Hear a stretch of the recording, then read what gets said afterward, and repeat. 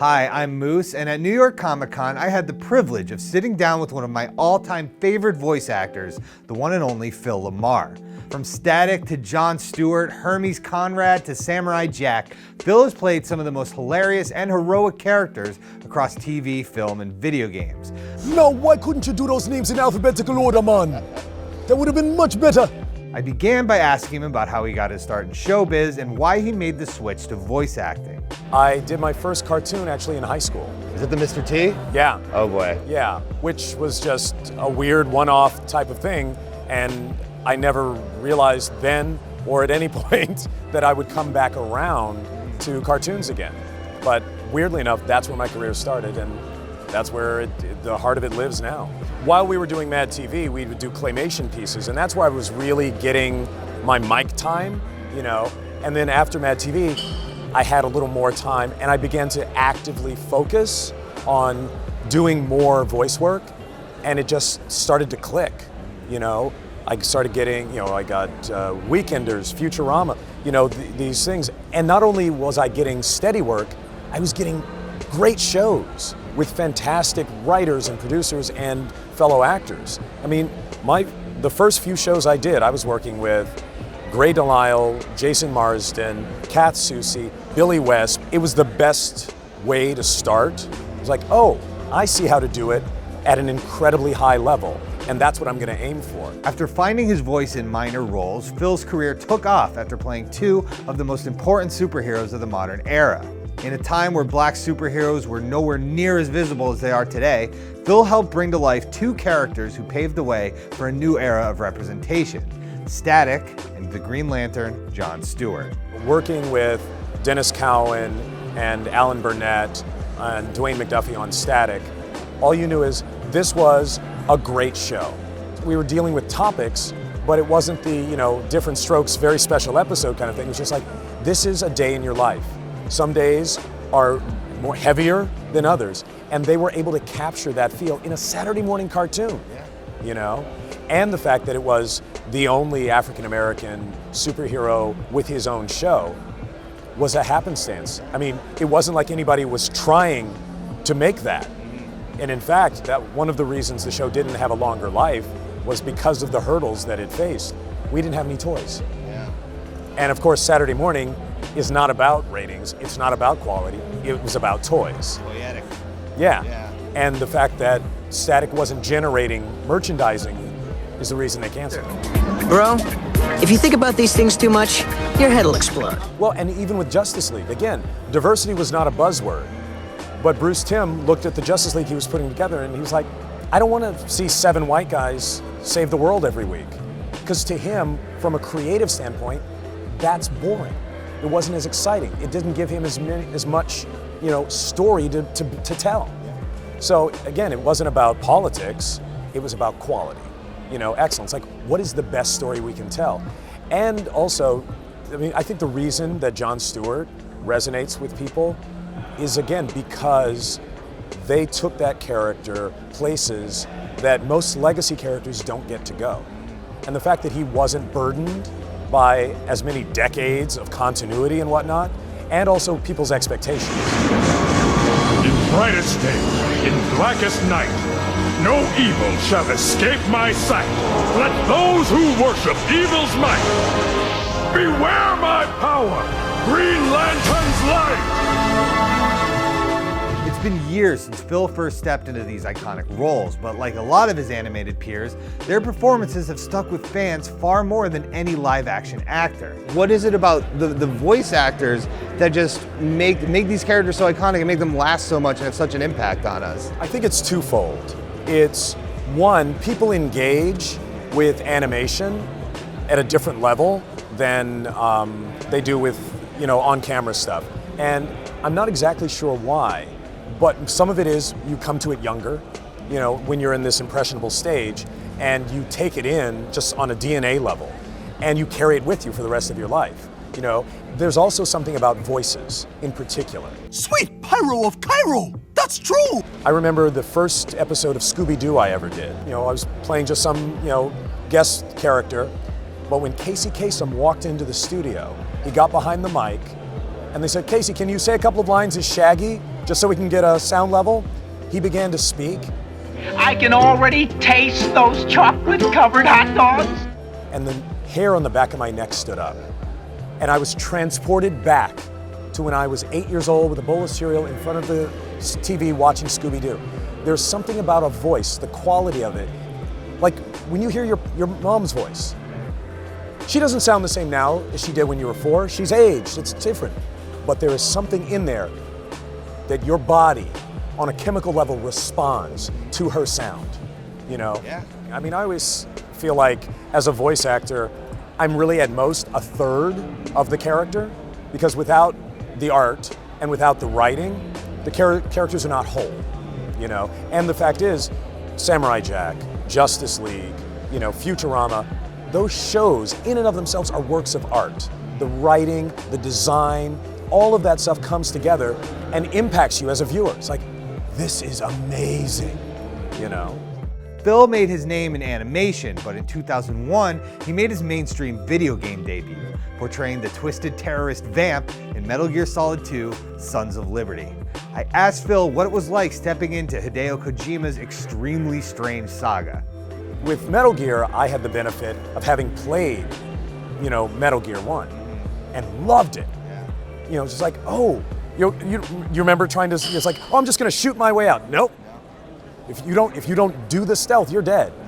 And I loved it, and the cinematics were so amazing. It was unlike any game at the time. With what Kojima was doing in terms of storytelling in Metal Gear, you couldn't just have random people say the lines anymore.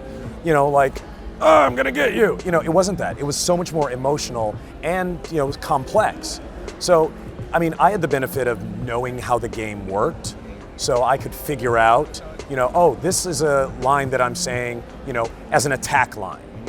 I shudder to think what some, you know, older actor who had never played a video game would have done in the booths, like, what am I saying? But Chris Zimmerman was the voice director, and she's a genius. So she was always able, I'm sure, to get performances out of people, like give them enough information to get, you know, to access whatever they needed to do emotionally. In 2016, video game voice actors participated in a highly publicized strike for fairer pay and better working conditions. Phil was a vocal supporter of the strike, so we talked about some of the unique challenges performers face in video games compared to cartoons.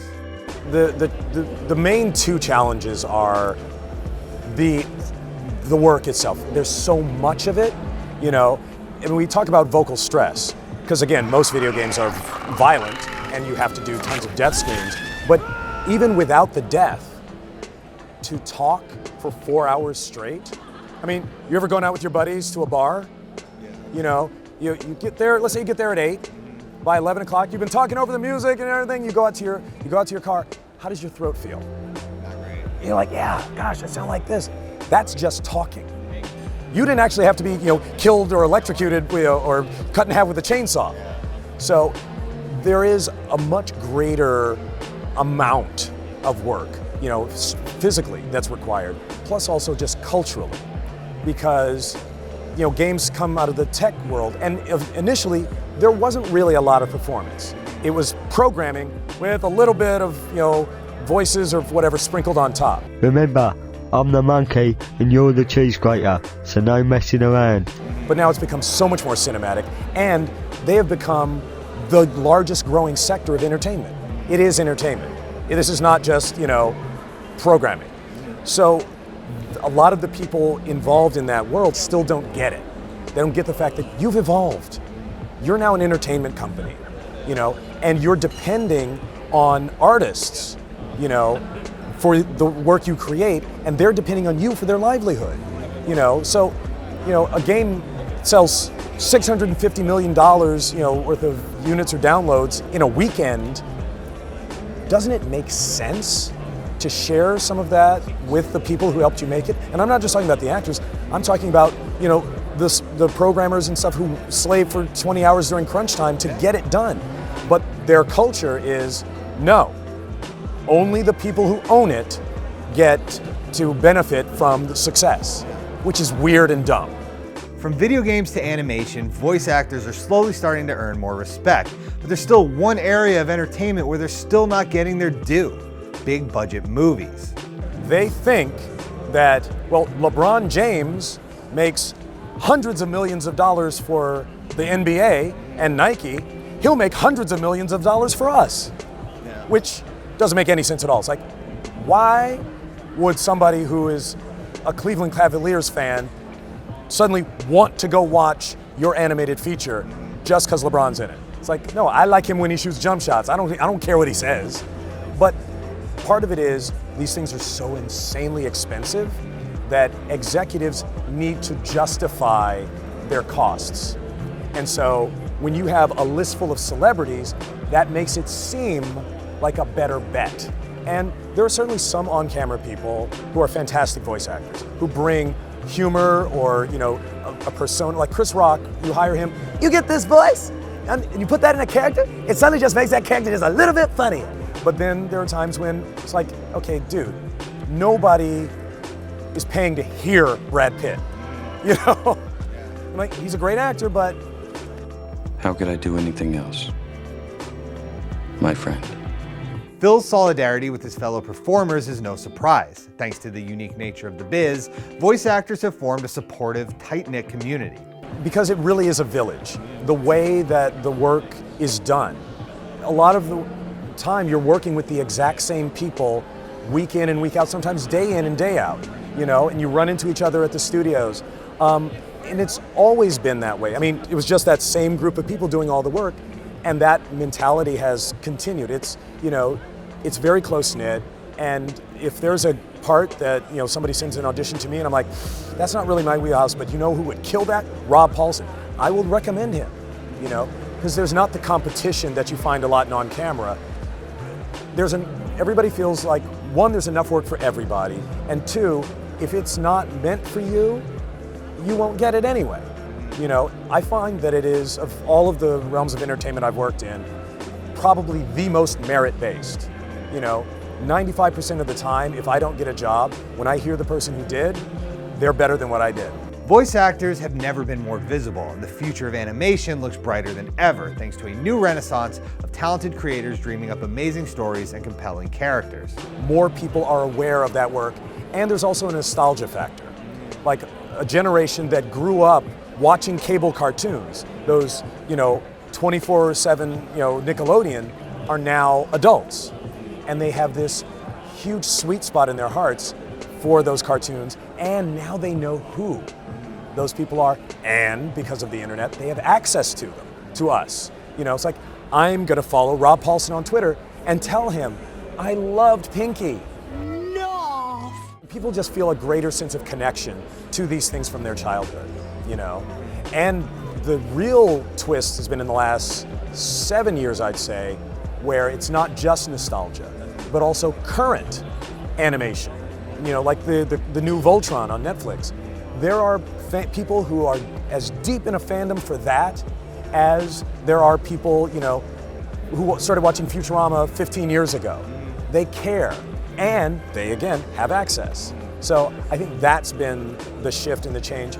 And for us, it's great because, you know, we're performing alone in a dark room, you know, to a microphone. So it's sort of delayed applause, you know, for the performances. Yeah, we're in the middle of a second renaissance, and it's interesting because it's not CG, it's not like over-the-top action or toyetic, you know, mumbo jumbo where you have to sell vehicles and fortresses and stuff like that. It's just quality animation and amazing. It's hitting people where they, I mean, like what Rebecca Sugar is doing on Steven Universe, she could start a religion because that show affects people like on the deepest level, and they love it, and that is just so wonderful to see.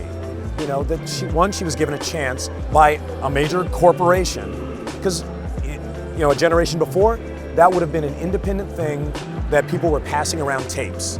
So, hey, did you ever hear of this thing?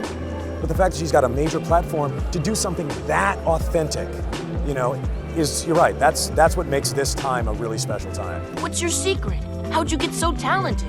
Don't focus so much on talent, Steven. A piece of art is a conversation.